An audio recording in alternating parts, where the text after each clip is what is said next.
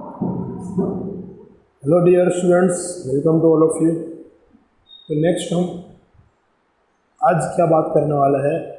Last हमने पढ़ा हुआ था एपी बॉडी थी, बराबर। ओके, एपी एरिथमेटिक प्रोग्रेशन हमने पढ़ चुके थे हम। उसके बाद हम एक्सरसाइज नंबर 9.1 सॉल्व कर रहे थे। और 9.1 है वो एपी की नहीं है, ये आप देख लेना कि जो भी सीक्वेंस आप बनाते हैं उसमें एपी का कोई भी कंसेप्ट आता नहीं है। 9.2 है वो एपी की है, यानी कि 9.1 है वो ऐसी ही आपको सीक्वेंस दी हुई है कुछ। तो आगे हम डिसाइड करते हैं क्या हमको करना है, क्या दिया हुआ है। Okay, find the indicate terms in each of sequence. आपको क्या गिवन है, तो क्या आपको एन गिवन है। एन मीन्स की एन टर्म्स गिवन है, एन टर्म्स गिवन है। और आपको क्या बोला है, फाइंड द इंडिकेट टर्म्स। तो यहाँ पे साइड में आपके पास दो टर्म्स इंडिकेट की हुई है, A17 है और A24 है। तो आपको वो टर्म्स फाइंड करनी है 7 to 10। फॉर एग्जाम्पल्स इसे कुछ दिए हुए हैं।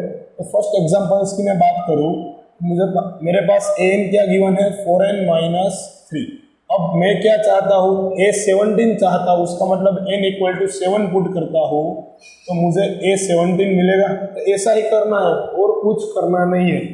4 × 17 - 3, 4 × 17 68, क्या हो गया 68 -3।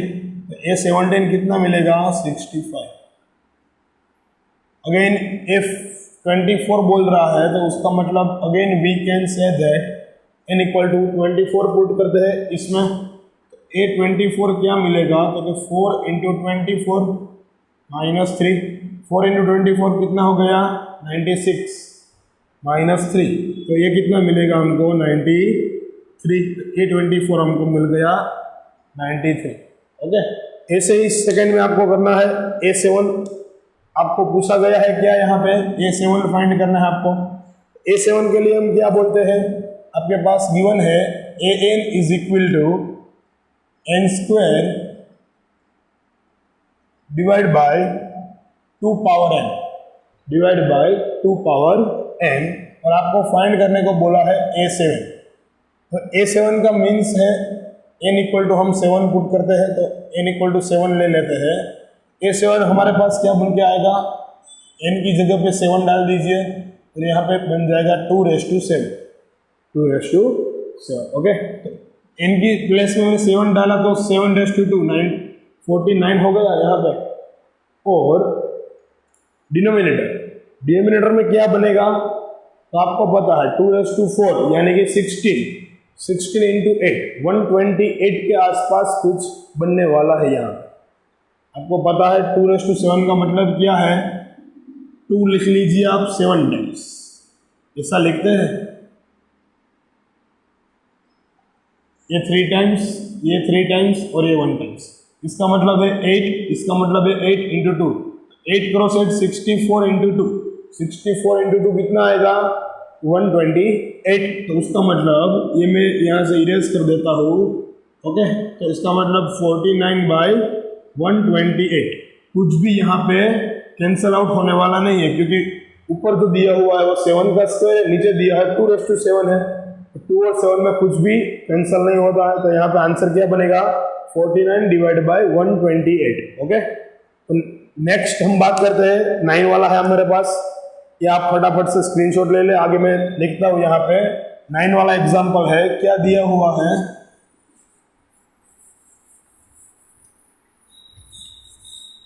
तो 9 वाला हमारे पास ऐसा कुछ दिया हुआ है। 9th में AN = -1⁻n-1 × n⁻3 n³। Okay, ऐसा कुछ दिया हुआ है और पूछा क्या गया है A9 फाइंड करना है। उसका मतलब n = 9 पुट कीजिए तो A9 आपको मिलेगा -1⁻9 - 1 × 9⁻3। 9 - 1 पावर कितना हो गया 8। 8 का मतलब पावर इवन हो तो -1 क्या हो जाता है, यहाँ पे +1 हो जाएगा। यहाँ पे मैं लिखता नहीं हूँ +1, 9⁻3। 9⁻3 का मतलब 7 to 9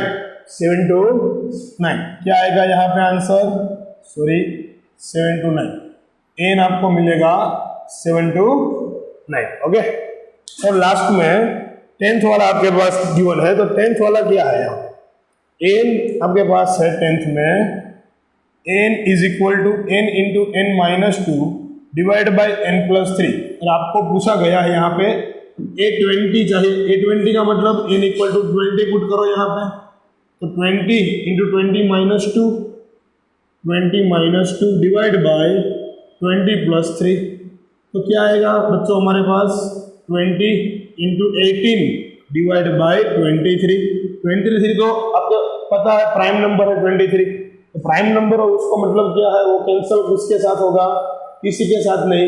इसका मतलब न्यूमरेटर में हम मल्टीप्लिकेशन कर देते हैं, यहाँ पे 18 इंटू 2 36 और 0 और डिनोमिनेटर में 23, तो आंसर मिल गया A20 का 360 डिवाइड बाय 23। ओके, चलो आगे बढ़ते हैं।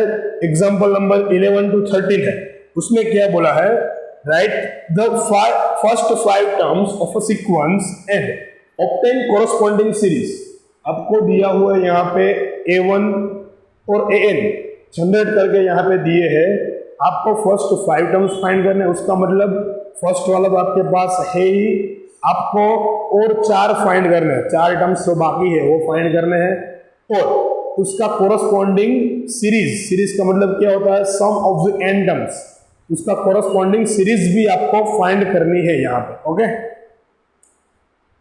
आपको यहाँ पे गिवन है AN और A के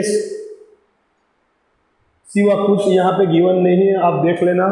SN फाइंड करते हैं, आप खास बच्चों याद रखना यहाँ पे AP नहीं है, सीक्वेंस AP नहीं है, तो हमें AP वाला फॉर्मूला SN का यूज नहीं करना है, हमने डायरेक्टली कोरस्पॉन्डिंग सीरीज लिख देना है यहाँ।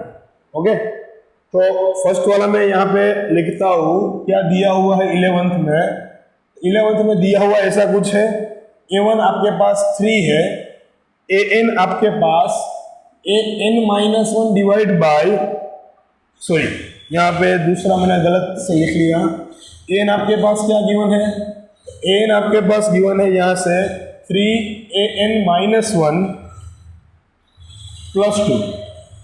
यहाँ पे आपको कंडीशन भी दी हुई है फॉर n ग्रेटर देन 1।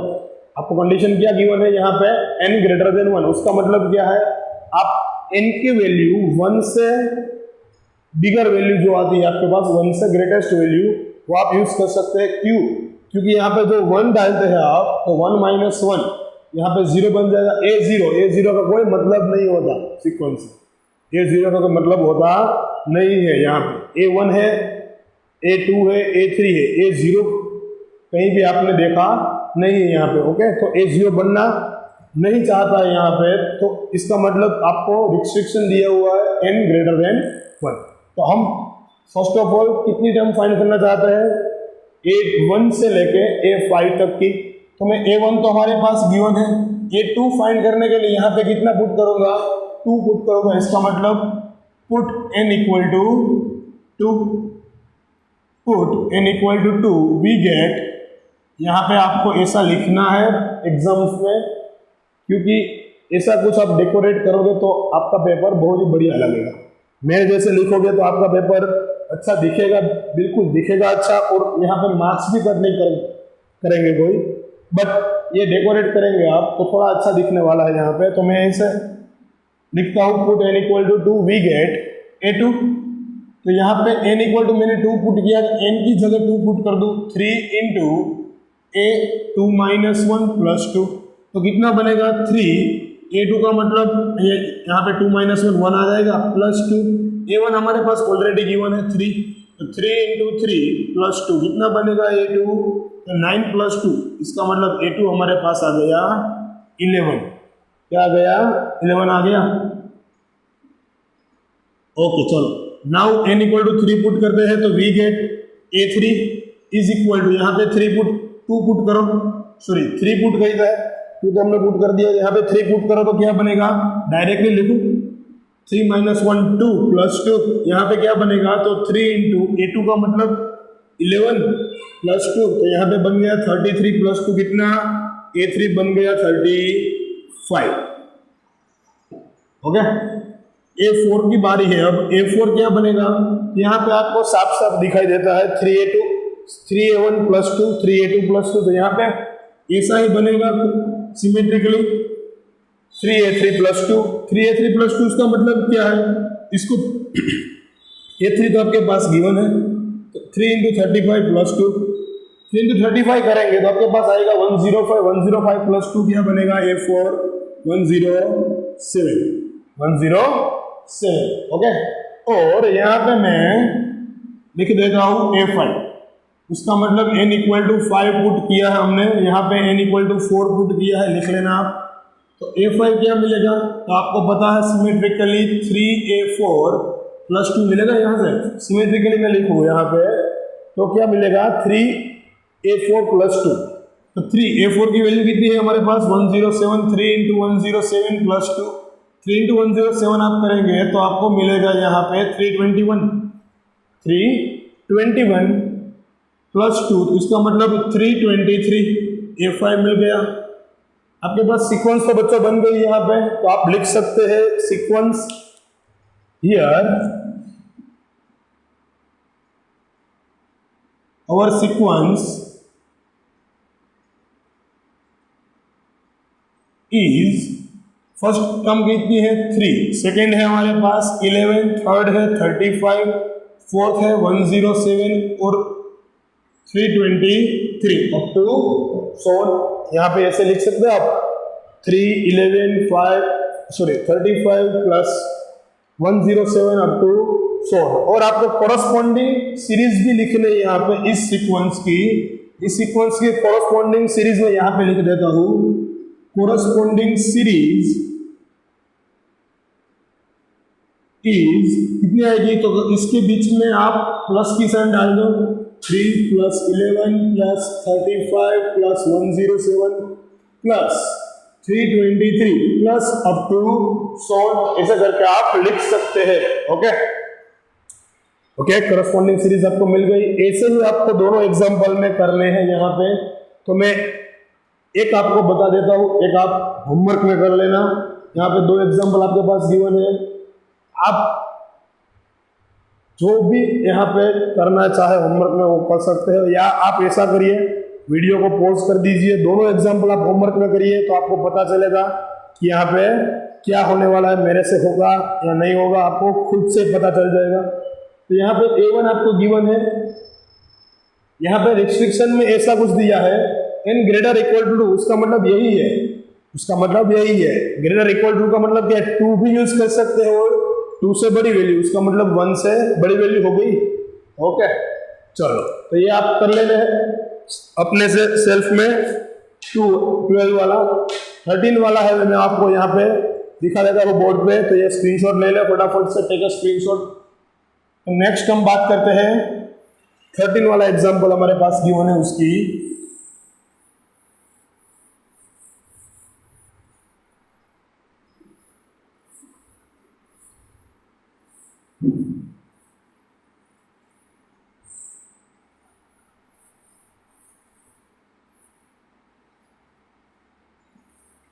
चलो 13 वाला क्या गिवन है हमारे पास,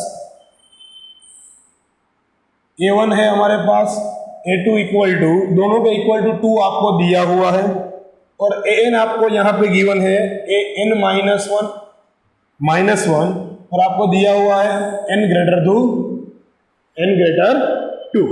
इसका मतलब 2 से ग्रेटेस्ट वैल्यू आपको लेनी है, क्यों, क्योंकि आपके पास दोनों की वैल्यू आपको दी हुई है यहाँ पे, A1 और A2 की। ओके, चलो मान लेते हैं आपके पास A1 A2 है, तो इसका मतलब put n equal to 3, we get A3 आप मानना चाहते हो, यहाँ पे 3 पुट करोगे, 3 माइनस 1 2 आएगा, तो A2 माइनस 1, A2 आपके पास कितना है 2 माइनस 1, तो A3 आपको मिल गया यहाँ पे 1। यहाँ पे n इक्वल टू 4 पुट करिए तो A4 आपको मिलेगा सिमेट्रिकली, यहाँ पे A3 है तो A2 है, यहाँ पे क्या आएगा A3 माइनस 1, आप देख सकते हैं यहाँ पे 4 पुट कीजिए, 4 माइनस 1 3 माइनस 1, A3 क्या है 1, 1 माइनस 1 क्या आएगा 0। यहाँ पे लिखता हूँ A4 इज इक्वल टू 0, और ऐसे ही A5 यहाँ पे लिख लो आप, तो A5 क्या बनेगा, A4 माइनस 1, यहाँ पे लिख देता हूँ n equal to 5, we get A5, तो A5 आपको मिलेगा यहाँ पे A4 कितना है 0, 0 माइनस 1, तो यहाँ पे कितना मिलेगा -1 मिलेगा। अब आपको सीरीज तो पता चल गई, कैसी बनेगी सीरीज, सॉरी सीक्वेंस, पहले हम लिखते हैं सीक्वेंस। सीक्वेंस हमारी कैसी बनेगी, तो सीक्वेंस हमारे पास first term 2, second term 2, third term है हमारे पास 1, फोर्थ टर्म 0, इसके बाद -1 अप टू सो ऑन, ऐसे कुछ टर्म्स बन रहे हैं हमारे पास। ओके, अब मैं क्या बोलता हूं, इसका मुझे सीरीज चाहिए कोरस्पोंडिंग, तो corresponding series is 2 + 2 + 1 + 0 plus in bracket -1 in bracket में लिखता हूं, क्योंकि मुझे सीरीज चाहिए, उसका मतलब सभी प्लस आने चाहिए। तो माइनस वाली जो टर्म है उसको मैं किसे लिखता हूँ, इन ब्रैकेट लिखता हूँ यहाँ पे। ओके, तो ये बात हो गई। अब 14 वाला एग्जांपल है, वो आपको फिबोनाची सीरीज दिया हुआ है, यहाँ पे स्क्रीनशॉट ले ले इसका, बाद में मैं बात करता हूँ। ओके, आपको फिबोनाची सीरीज यहाँ पे दी हुई है। फिबोनाची सीरीज आप 10th स्टैंडर्ड में अगर नहीं पढ़े तो आप याद रख लीजिए, फिबोनाची सीरीज किसे कहते हैं, आपको वो भी स्टेटमेंट भी दिया है फिबोनाची का कि किसे कहते हैं आप। ओके, और अगर बच्चों आपने 10th स्टैंडर्ड अच्छे से पढ़ी है तो आपको फिबोनाची सीरीज पढ़ाई होगी आपके सर ने, तो मैं यहाँ पे आपको बोल दे रहा हूँ फिबोनाची सीरीज किसको बोलते हैं, फर्स्ट 2 टर्म्स, इसका मतलब A1 और A2 आपका 1 होगा, आपका क्या होगा 1 होगा, A3 है तो आगे की 2 कोरस्पोंडिंग टर्म है आपकी, उसका सम होगा। इसका मतलब यहाँ पे आप देख सकते हैं ऐसा कुछ बनेगा। यहाँ पे मैं रफ करके आपको बता देता हूँ फिबोनाची सीरीज कैसे बनती है।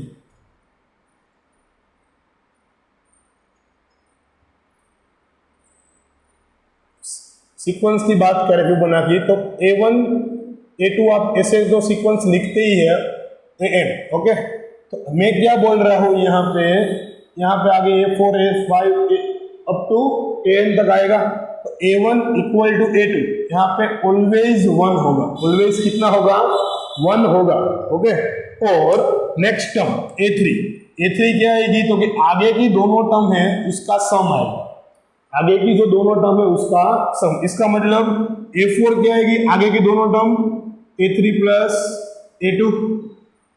इसका मतलब इन जनरल में लिखना चाहूँ यहाँ पे, तो क्या दिख रहा है आपको, तो AN लिख सकता हूँ मैं इससे इन जनरल में, यहाँ पे 4 है उससे एक और माइनस करके लिखते हैं, तो यहाँ पे AN -1, यहाँ से 4 से 2 माइनस 3, यहाँ पे तो N -2, तो AN वाली टर्म ऐसे कुछ दिखनी चाहिए। यहाँ पे आप लिख दे N ग्रेटर टू 2, N की वैल्यू कितनी है हमारे पास ग्रेटर टू 2, इन दोनों में ऐसा करें, लिखते नहीं है हम यहाँ पे ऐसे ही क्या कहते हैं, यहाँ पे आप ऐसे लिख लो N नॉट इक्वल टू 1 और 2, N 1 और 2 नहीं है हमारे पास, क्योंकि यहाँ पे 1 और 2 यहाँ पे डाल देगा आप तो क्या बनेगा हमारे पास, तो आपको पता है यहाँ पे क्या बनने वाला है। अगर मैं यहाँ पे 1 डाल दूँ तो ये 0 हो जाएगा, तो A0 हमारे पास नहीं होगा, और यहाँ पे 2 डाल दूँ 2 भी नहीं है, तो 2 - 2 0 हो जाएगा। ओके, तो ये फिबोनाची सीरीज सीक्वेंस आपको इस तरह से देखने को मिलेगी, आप नोट करके इसको लिख सकते हैं आपको चाहिए तो।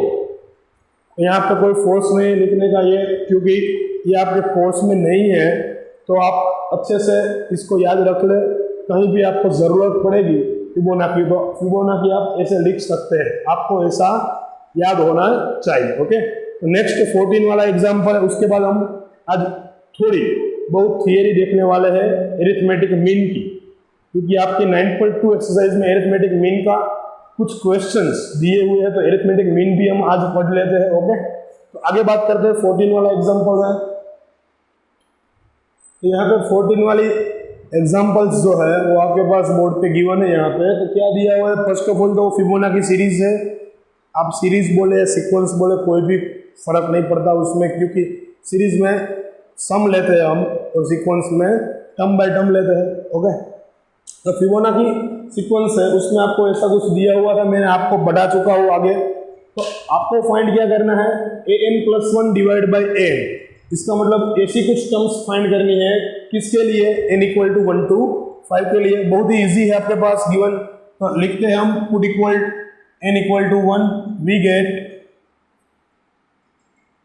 क्या हम यहाँ पे पहले तो ये लिख लें, यहाँ पे n की जगह 1 डाल देता हूँ मैं तो ऊपर a2 हो जाएगा, डिनोमिनेटर में a1 हो जाएगा, उसका मतलब 1/1, क्योंकि दोनों की वैल्यू कितनी है, 1 गिवन है, 1 गिवन है, या आपको डायरेक्टली बोल देता है या फिबोनाची सीरीज है तो आपको डायरेक्टली वही चूज करना है, क्योंकि ये दोनों टर्म आपस में क्या होती है, सेम होती है। ओके, यहाँ पे आंसर आएगा फर्स्ट n इक्वल टू 1 के लिए 1, we put n equal to 2 और फिर से वी गेट ऐसी टर्म है आपके पास, तो इसका मतलब n इक्वल टू 2 पुट करिए तो यहाँ पे बनेगा क्या, n इक्वल टू 2 पुट करें तो a3 बनेगा और यहाँ पे क्या बनेगा, a2 बनेगा। और a3 का मतलब क्या है यहाँ पे आपको पता है, a3 का मतलब है a2 plus a1, a2 plus a1 आगे मैं बता चुका था आपको, तो a2 प्लस a1 यहाँ पे लिखे और यहाँ पे a2।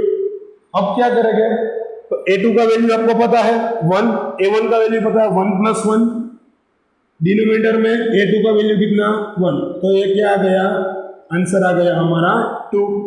ओके, नेक्स्ट क्या बात करते हैं, put n equal to 3, n equal to 3 put करिए तो आपके पास ऐसा कुछ गिवन है, तो क्या बचेगा हमारे पास, अब देखते हैं 3 + 1 यहाँ पे a4 बन जाएगा, यहाँ पे a3 बन जाएगा, a4 का मतलब है a3 प्लस a2, डिनोमिनेटर में a3 as it is, a3 plus a2, a3 का वैल्यू क्या है, a3 का वैल्यू आपको पता होना चाहिए यहाँ पे, तो a3 का वैल्यू आपको कैसे मिलेगा यहाँ पे, तो आप देख सकते हैं यहाँ पे थोड़ी कुछ मैंने गड़बड़ कर दी मुझे लगता है, आपके पास यहाँ कुछ गिवन है, यहाँ कुछ गिवन है कि नहीं, a3 की वैल्यू आप ऐसे लिख सकते हैं, सॉरी कोई मिस्टेक नहीं की है, आगे देखते हैं, a3 की वैल्यू ऐसे लिख सकते हैं, तो a3 में लिखता हूँ कैसे, a3 को a2 प्लस a1 से, a2 plus a1 plus a2 divide by a2 plus a1 से लिख दूँ फिर से। अब मैं वैल्यू पुट आउट करूँ तो a2 की वैल्यू 1, a1 की वैल्यू 1, a2 की वैल्यू 1, नीचे भी क्या आएगा 1 + 1, इसका मतलब क्या बन गया 3/2। ओके, आपको पता चल गया मैंने क्या लिखा, a3 की जगह मैं लिख सकता हूँ a2 प्लस a1, यहाँ पे भी मैं ऐसे ही लिखा है, तो उसे मैं a1 a2 की फॉर्म में ट्रांसप्लांट करता हूँ यहाँ पे। ओके, कोई दिक्कत नहीं चाहिए आपको बच्चों। n इक्वल टू 4 लेते हैं आप, तो n + 1 डिवाइड बाई an ले यहाँ पे, तो क्या बनेगा, तो n5 डिवाइड बाई n4 ऐसा कुछ बनेगा। n5 का मतलब क्या है, तो n4 plus a4 plus a3 लिखते हैं इससे, और इसे लिखते हैं a4 को a3 प्लस a2, ऐसे कुछ आप लिखते हैं यहाँ पे। जो भी आपके पास गिवन है उसके आगे वाली दो टर्म, an गिवन है तो आगे वाली n - 1 n - 2 उन दोनों टर्म का सम लेना है। अब a4 की जगह मैं क्या लिख सकता हूँ, क्योंकि a3 प्लस a2, और a3 की जगह क्या लिख सकता हूँ, a2 प्लस a1, डिनोमिनेटर में a3 की जगह a2 प्लस a1, और लास्ट में तो क्या आपके पास a2 गिवन है। अब a3 की जगह फिर से मुझे लिखना है यहाँ पे क्या, a2 प्लस a1, तो a2 प्लस a1 a3 की जगह, a2 तो 2 टाइम्स a2 कर दूं मैं यहाँ पे, और a1 डिनोमिनेटर में क्या है 2 times a2 plus a1। Okay, चलो वैल्यू पुट करते हैं, यहाँ पे 1, यहाँ पे 1, 2, 1 + 1 2, 2 × 2, यहाँ पे आपको पता है सबकी वैल्यू 1 है, तो 1 + 1 2, 2 + 2 4, 4 + 1 5, तो डिनोमिनेटर में क्या बनेगा, तो आपको पता है 2 × 1 2 + 1 3, 5/3। तो आपको n इक्वल टू 5 की वैल्यू यहाँ से होमवर्क में निकालनी है। n इक्वल टू 5 की वैल्यू क्या आपको मैं HW में देता हूँ, आप होमवर्क में ये निकाल लीजिए। ओके, तो अब हम बात करने वाले हैं AM की। नेक्स्ट जो हमारा थियरी टॉपिक है वो है AM। AM का मतलब क्या है, जो हम AM PM यूज करते हैं वो नहीं है, टाइम के लिए हम जो मेरिडियन यूज करते हैं वो नहीं है। ओके, AM का मतलब यहाँ पे लेने वाले हैं हम एरिथमेटिक मीन। इसका मतलब आपको मीन का मतलब तो पता है सबको, मीन मतलब क्या है, एवरेज। मीन को हम क्या बोलते हैं, एवरेज बोलते हैं। ओके, 2 मिनट की थियरी, आपको याद रखने में कोई भी दिक्कत भी नहीं होगी। फर्स्ट ऑफ ऑल मैं टॉपिक का नाम यहाँ पे लिख देता हूँ, इसका मतलब है एरिथमेटिक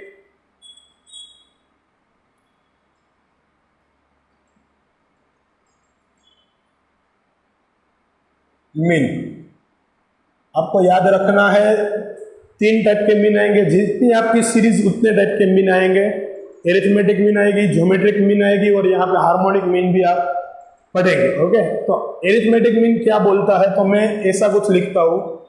फर्स्ट हम बात करते हैं 2 और 3 टर्म्स के लिए। 2 और 3 टर्म्स के लिए बात करते हैं, उसका मतलब क्या है, मैं यहाँ पे बोलूँ ऐसा। फर्स्ट ऑफ ऑल मीन किसे बोलते हैं, आपको पता है, एवरेज। आप अच्छे से देखना, फिर मैं इन जनरल टर्म्स में लिखूंगा। यहाँ पे मैं डायरेक्टली बात कर रहा हूँ। हमारे पास 2 टर्म्स हैं, ए और बी। क्या टर्म्स है, ए और बी। तो हम बोलते हैं ऐसे कुछ, ए और बी का हमें एम चाहिए, ए और बी का हमें एम चाहिए। Let A M of A and B. A and B का एम का मतलब क्या है, तो मैं यहाँ पे एम लिखूं, एम तो चाहिए मुझे। ए और बी 2 टर्म्स है, उसका मतलब दोनों का सम डिवाइड बाय 2। इससे आप एवरेज और मीन बोलते थे, एवरेज और मीन बोलते थे। ओके, तो ऐसा कुछ लिख सकते हैं, M is equal to A plus B divide by 2। अगर मैं ऐसा कुछ बोलूं यहाँ पे, अगर मैं ऐसा कुछ बोलना चाहूँ, तो आप इसको मान लिया हमने कि यहाँ पे ए और सी गिवन है। आपको क्या गिवन है, ए और सी गिवन है। तो आप प्रॉपर्टीज में भी ये याद लिख ले, यहाँ पे प्रॉपर्टीज में ऐसे याद रखें कि यहाँ हमारे पास 3 टर्म्स है, A B C are in A P.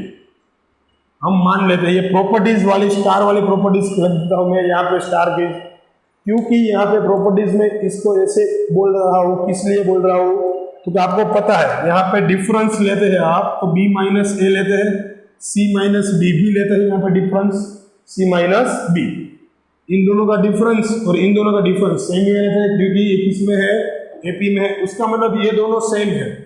B minus A is equal to C minus B. B को मैं इस साइड ले आऊँ, तो बी को मैं क्या बोल सकता हूँ, यहाँ पे ए को इस साइड ले जाऊँ, सी प्लस है, यहाँ पे 2b हो जाएगा, b plus B 2b, B इस साइड ले आऊँ, 2.5 LHS बराबर, एक उस साइड ले जाऊँ, तो उसका मतलब 2b is equal to C plus है। तो यहाँ से 2 डिनोमिनेटर में जाने दूँ, तो b इज इक्वल टू बनेगा सी प्लस है डिवाइड बाई 2। तो इससे हम क्या बोल सकते हैं, तो हम ऐसे बोल सकते हैं, if A B C are in A P, then B is a AM of and C। आपको पता चलता है यहाँ पे मैं क्या कहना चाहता हूँ, जो बीच वाला B है वो A और C का AM है, A और C का AM है, क्योंकि ये प्रॉपर्टीज आपने ऑलरेडी पढ़ी है कि डिफरेंस जो है आपका कॉमन डिफरेंस है, वो हर एक कॉन्सिक्यूटिव टर्म्स में डिफरेंस सेम ही आएगा। तो ऐसा ही कुछ मैंने एक्सप्लेन किया है यहाँ पे, तो आप देख सकते हैं। यहाँ पे मैं एम लिखूं, एम किसका एम, तो ए और सी का। यहाँ पे हम बोलते थे ए और बी का, तो यहाँ पे ए और सी है, तो ए और सी का एम है, वो हमको क्या निकल के मिला, यहाँ पे बी निकल के मिला। तो 3 टर्म में ऐसे लिखूं, तो मैं ऐसा बोल सकता हूँ, बीच वाली टर्म है वो कॉर्नर वाले दोनों टर्म का एम है, अगर वो सीक्वेंस एपी है तो, अगर वो सीक्वेंस एपी है तो। ओके, तो अब हम बात करते हैं इन जनरल बात करते हैं, तो आप ऐसे लिख सकते हैं, इन जनरल मैं ऐसा लिखता हूं, यहाँ पे मेरे पास n टर्म है, किसके बीच में n टर्म है, a और b के बीच में, a और b के बीच में n टर्म्स है, a1 a2 up to so on n। ऐसी कुछ यहाँ पे n टर्म्स है, किसके बीच में, a और b के बीच में। तो टोटल नंबर ऑफ टर्म्स कितने हो गए, पहले तो टोटल नंबर ऑफ टर्म्स, ये तो a1 से an तो n टर्म्स हो गई, और a और b को अब इसमें जोड़ दे तो n+2 टर्म्स हो गई। टोटल टर्म्स आपके पास कितनी हो गई, n+2। ओके, अब देखना मैं क्या करता हूं यहाँ पे। ओके, तो अच्छे से आप यहाँ पे समझ ले। यहाँ पे मैं फॉर्मूला डिराइव करने वाला हूँ AM के लिए। तो क्या बोलते हैं हम, A और B के बीच में मैंने कोई भी n मतलब नंबर ऑफ टर्म्स, कोई भी नंबर ऑफ टर्म्स डाल देता हूँ। यानी कि मैं ऐसा बोलता हूँ कि आप ऐसे कीजिए, आपको यहाँ पे यूज किया आने वाला है। तो आपको कोई भी दो गिवन नंबर है और आपको पूछेंगे हम यानी कि एग्जाम में क्या पूछने वाले हैं। तो एग्जाम में ऐसे कुछ पूछेंगे कि ये दोनों नंबर्स के बीच का 5 AM आप बताइए। 5 AM इसका मतलब नंबर ऑफ 5 टर्म्स ऑफ जो दोनों आपको नंबर दिए हुए उसके बीच का AM निकालना है आपको। तो आप ऐसे निकालेंगे, आप अच्छे से देख लेना, ये आपको बहुत ही इंपॉर्टेंट रिजल्ट मिलने वाला है यहाँ पे। तो ये n+2 टर्म्स है, इसका मतलब मैं लिख सकता हूँ फॉर्मूला, आपका पास ऐसा कुछ फॉर्मूला है ना, ऐसा कुछ फॉर्मूला आपके पास गिवन है। तो अब मैं उसको n+2 के टर्म में लिख देता हूं। तो यहाँ पे n+2 के टर्म में लिखिए तो ऐसा कुछ बनेगा n+2। ये n+2 इज इक्वल टू क्या लिखते हैं हम, ए तो क्या है, फर्स्ट टर्म है, तो first term as it is लिखे प्लस n की जगह कितनी टर्म ली है मैंने, n की जगह n+2 टर्म है यहाँ पे। ये तो n+2 लिख दिया, बाद में -1 आपके पास गिवन है और लास्ट में क्या है, डिफरेंस तो कितना है, d ही है।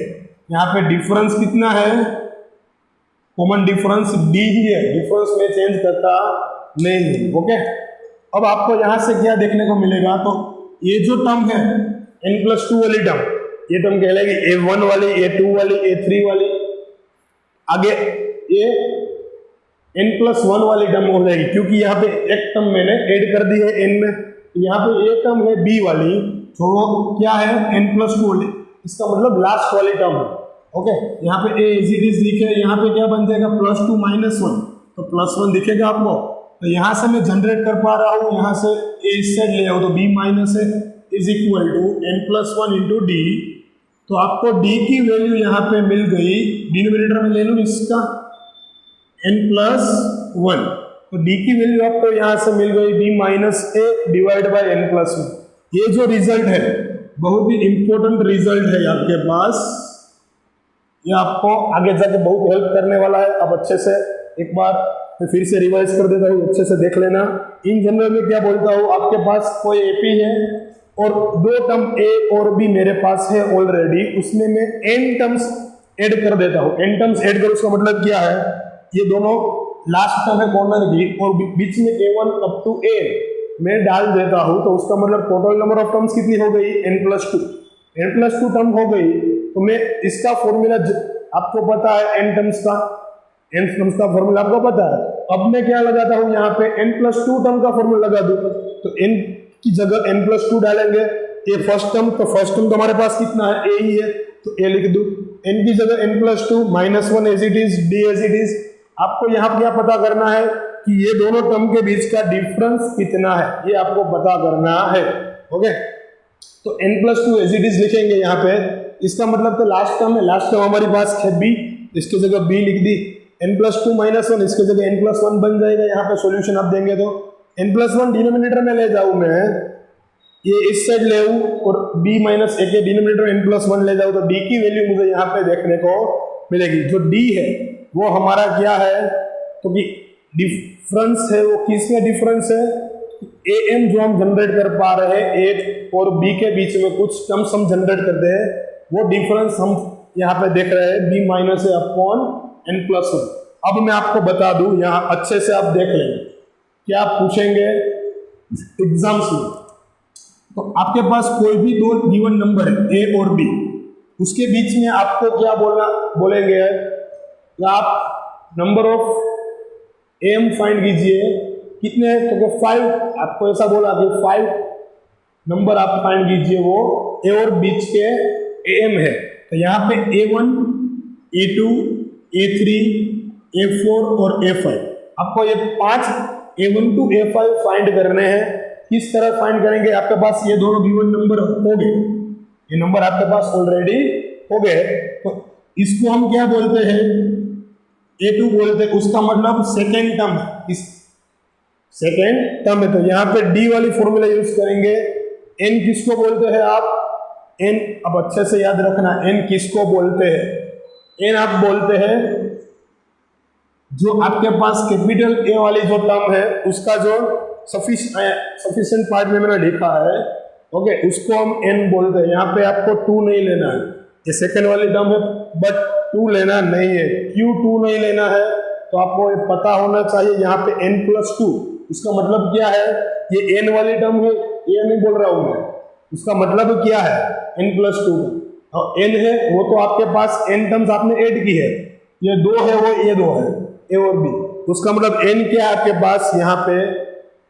ये तो आपकी ऑलरेडी फर्स्ट टर्म है ए और बी के बीच में, तो n आप यहाँ पे 1 यूज करेंगे, a2 के लिए 2 यूज करेंगे। इसका सिंपल फॉर्मेट ऐसा है कि आप जो भी फाइंड करना चाहते हैं, मानो कि a1 फाइंड करते हैं आप, तो a1 किसे फाइंड करेंगे? तो a1 उसका मतलब आफ्टर ऑल वो सेकेंड टर्म है, वो सेकेंड टर्म है, पर आप जो यहाँ पे n लिखेंगे an, उसका मतलब कैपिटल n के सफिक्स में जो n लिखेंगे वही आप स्मॉल n की वैल्यू रिफर करेंगे यहाँ। ये खास अच्छे से याद रखना। अब एग्जाम्पल जब आएंगे तब मैं आपको फिर से ये याद दिलाऊंगा, ओके। तो यहाँ पे आप जो एम वाला पोर्शन है, मैं जितना बोर्ड पे यहाँ पे लिख चुका हूँ वो आप सब लिख ले स्क्रीनशॉट लेके, क्योंकि ये एम वाला पोर्शन आप बहुत ही यूज करने वाले आगे जाके, और जीएम वाला पोर्शन भी आएगा और उसके बीच में रिलेशन भी कुछ हम फाइंड करेंगे, ओके। तो ये आपको लिख लेना है फट से। चलो तो आज के लिए इतना ही रखते हैं। नेक्स्ट लेक्चर में एक्सरसाइज नंबर 9.2 के साथ हम स्टार्ट करेंगे और 9.2 अच्छे से कंप्लीट करके हम जीपी की तरफ आगे बढ़ेंगे, ओके। तो मिलते हैं फ्रेंड्स नेक्स्ट लेक्चर में। और एक रिक्वेस्ट है आप सबको कि आपको लेक्चर कैसा लगता है वो आपको कमेंट सेक्शन में लिखना है। अब जितने भी स्टूडेंट आप देख रहे हैं वो सबको एक रिक्वेस्ट है, आप बिलो जो कमेंट सेक्शन है वीडियो के बिलो उसमें लिखे, या आपको उसमें लिखने में प्रॉब्लम है, कोई भी यहाँ पे टॉपिक समझ नहीं आ रहा है, कोई दिक्कत आ रही है, तो मुझे मेरे व्हाट्सएप नंबर पे भी आप कांटेक्ट कर सकते हैं। व्हाट्सएप नंबर ये मैं यहाँ पे लिख देता हूँ। यहाँ पे व्हाट्सएप नंबर मेरे है 7016435780। ये व्हाट्सएप नंबर है। आप व्हाट्सएप में एनी टाइम मैसेज कर सकते हैं, बट आप जो कॉल करें तो याद रखना, कॉल इवनिंग 6 o'clock से लेके 8 o'clock तक आपको टाइम गिवन है, 6 o'clock के लेके 8 o'clock तक तभी करना है, क्योंकि आप कॉल करें ऐसा हो कि फ़ोन है वो स्विच ऑफ बताए क्योंकि लेक्चर स्टार्ट हो गए यहाँ पे उतारने के लिए, तो ऐसा आप 6 o'clock के बीच और 8 o'clock के बीच का जो टाइम है 2 आवर्स का, उसमें ही फ़ोन आप करें तो वो प्रीफर होगा हमारे लिए। और ये व्हाट्सएप है, आप किसी भी टाइम व्हाट्सएप पे कोई भी MCQs थियरीज जो आपको समझ नहीं आ रही है वो बोलिए, आपको अच्छे से व्हाट्सएप पे भी मैसेज मैं सिखा दूंगा। और ऐसा नहीं हो पा सकता तो आप एनी टाइम कॉल करके मेरे पास से टाइम लेके अपॉइंटमेंट लेके आप स्कूल पर और एनी टाइम मिल सकते हैं, ओके। तो नेक्स्ट हम बात करेंगे न्यू लेक्चर में, तब तक के लिए टाटा बाय बाय।